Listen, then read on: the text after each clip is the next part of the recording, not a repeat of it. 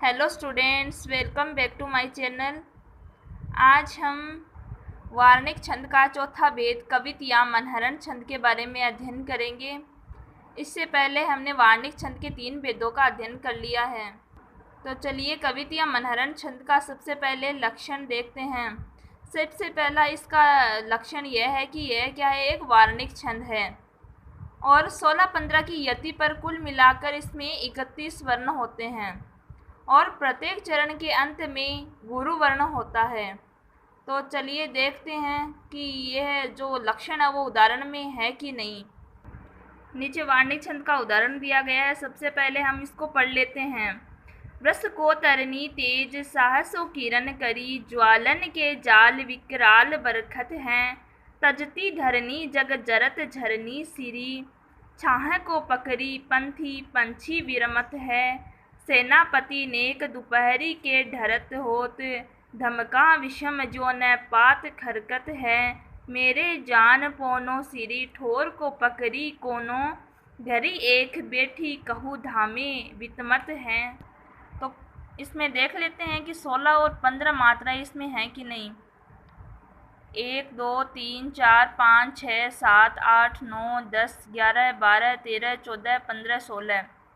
तो इसमें क्या है, 16 मात्राएं हैं।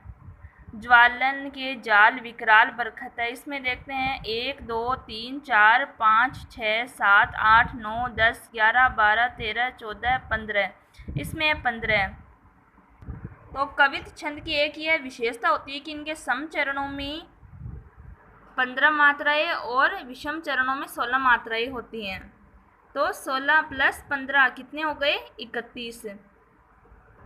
कवित या मनहरण छंद की एक विशेषता यह भी होती है कि इसमें कुल मिलाकर 8 चरण होते हैं। इसमें देखिए 1 2 3 4 5 6 7 8। तो इसमें क्या हो गए, 8 चरण हो गए।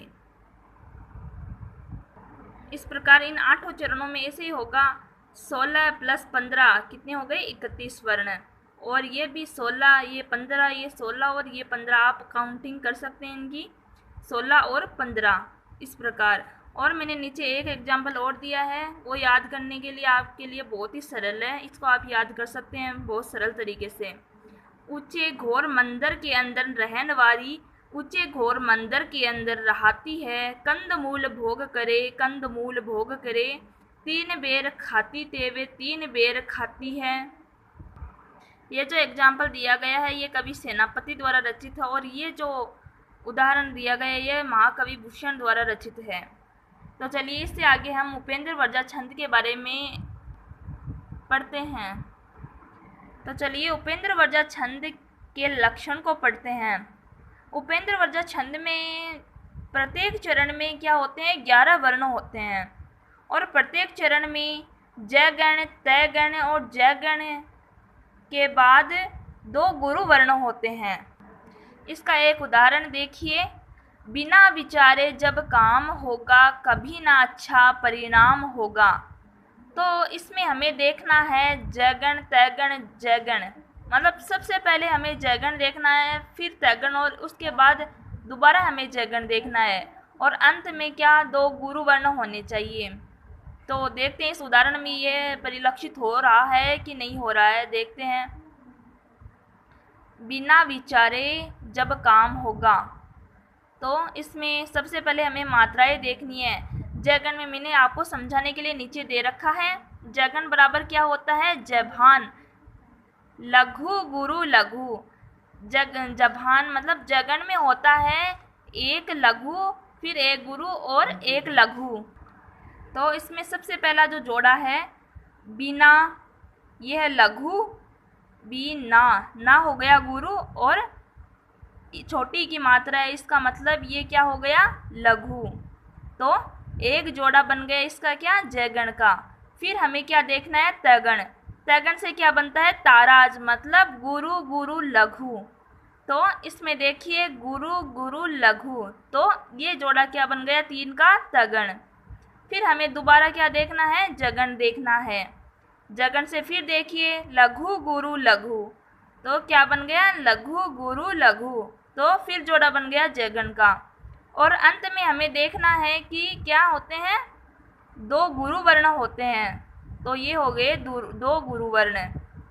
तो इस प्रकार जो लक्षण में जो बात कही गई है वो उदाहरण में आ गई है। इस प्रकार नीचे वाली जो ये लाइन है, कभी ना अच्छा परिणाम होगा, इसमें भी ऐसे ही होगा, जगण तगण जगण और फिर अंत में क्या, ये देखिए दो गुरु वर्ण हैं।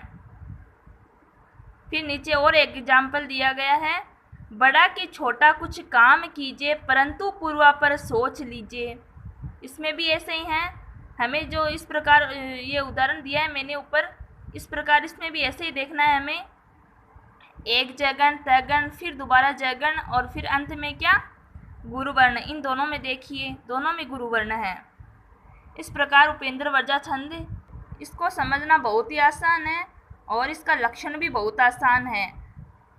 इस प्रकार आप इसको समझ सकते हैं। कवित्त छंद और उपेंद्र वर्जा छंद से पहले जो मैंने छंद पढ़ाए थे उसको देखने के लिए आप मेरे इस वीडियो के डिस्क्रिप्शन में जाकर देख सकते हैं, उसमें लिंक दी गई है। वीडियो को लाइक शेयर एंड सब्सक्राइब करना ना भूलें। धन्यवाद।